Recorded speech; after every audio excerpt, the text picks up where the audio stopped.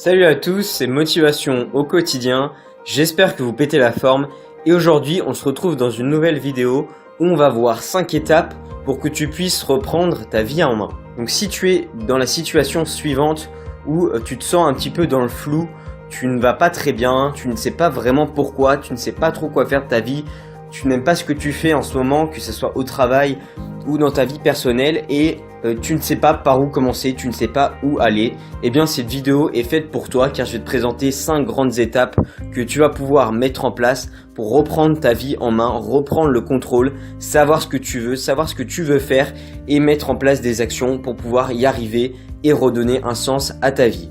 Mais avant que je t'explique ces 5 étapes, je t'invite à t'abonner à la chaîne YouTube et à aimer la vidéo, ça me fera super plaisir et ça permettra d'élargir ma chaîne YouTube afin d'aider encore plus de monde.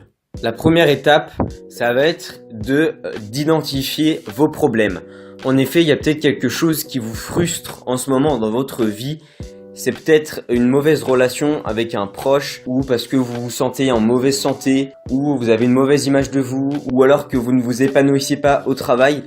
Eh bien, la première étape, c'est d'identifier quel est votre problème. Qu'est-ce qui ne va pas chez vous? Qu'est-ce qui ne va pas dans votre vie?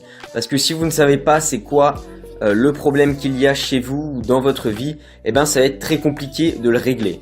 Donc je vous invite à réfléchir sur ça, à prendre un papier et un crayon et à noter tous les problèmes que vous voulez changer dans votre vie, tous les problèmes que vous avez aujourd'hui et que vous avez envie de voir disparaître dans le futur. Cet exercice est vraiment important, il ne faut surtout pas essayer de se voiler la face, mais au contraire, essayer de tout mettre carte sur table et de se dire, voilà, qu'est-ce qui va et qu'est-ce qui va pas dans ma vie, c'est quoi le véritable problème, qu'est-ce qui m'empêche de m'épanouir, d'être heureux et de prendre ma vie en main. Ensuite, la deuxième étape, lorsque vous avez enfin défini votre problème, eh bien, vous allez devoir trouver votre voie.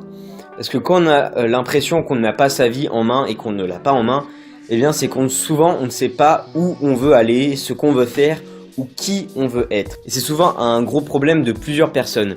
Donc là encore, il va falloir que vous réfléchissiez à qui vous voulez devenir, quelle personne vous voulez être, à quoi voulez-vous que votre vie ressemble, quel objectif voulez-vous atteindre, quel rêve voulez-vous réaliser. Donc ça, c'est un exercice qui ne se fait pas du jour au lendemain. C'est vraiment une réflexion qui va vous prendre un certain temps, peut-être même plusieurs mois, où il va falloir réfléchir sur vous, noter tout ce que vous voyez, trouver des personnes qui vous inspirent et vous dire tiens moi j'aimerais bien ressembler à cette personne. Donc vous devez véritablement trouver votre voie, donc qui vous voulez devenir, qu'est-ce que vous voulez faire, qu'est-ce que vous voulez changer dans votre vie et un peu imaginer votre futur, comment vous voyez votre future vie dans 5 ans, 10 ans. Je vous invite à y réfléchir, c'est pas quelque chose de facile. Et ensuite, la troisième étape, ça va être de planifier un plan concret. Donc maintenant que vous savez ce que vous voulez faire dans votre vie, que vous avez défini vos problèmes, eh bien vous allez devoir écrire un simple plan de votre vie de manière globale. Parce que sinon, sans plan, on va nulle part et ça va être très compliqué d'arriver où vous voulez.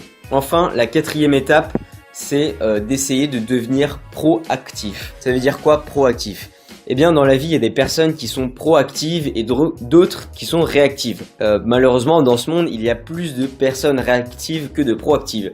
Les personnes réactives, c'est des personnes qui subissent un peu leur vie, qui se plaignent et qui ne font rien pour faire bouger les choses.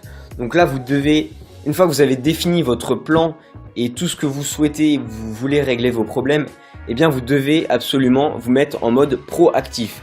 Vous devez tous les jours essayer de passer à l'action en apprenant des nouvelles choses, en développant certains projets peut-être pour pouvoir atteindre l'objectif que vous vous êtes fixé avant avec votre plan. Être proactif, c'est ce qui va faire la transition entre ce que vous avez écrit sur le papier tout à l'heure et ce que vous avez dans votre tête en réalité. Parce que si on ne passe pas à l'action, si on ne prend pas notre vie en main et si on ne prend pas les devants et qu'on n'arrête pas de se plaindre, eh ben, on va pas pouvoir réaliser, matérialiser ce qu'on avait dans notre tête et nos envies. Donc être proactif et passer à l'action, c'est vraiment quelque chose d'important. Et enfin, la cinquième et dernière étape, c'est lancez-vous. C'est lancez-vous. Et à un moment, il faut arrêter de trop penser, de trop réfléchir. Et je vous invite à mettre en place ce plan d'action dès maintenant si vous êtes dans cette situation et pour vous en sortir. Donc voilà, c'était tout pour cette vidéo. J'espère qu'elle t'aura plu et qu'elle t'aura aidé. C'était Motivation au quotidien. Ciao.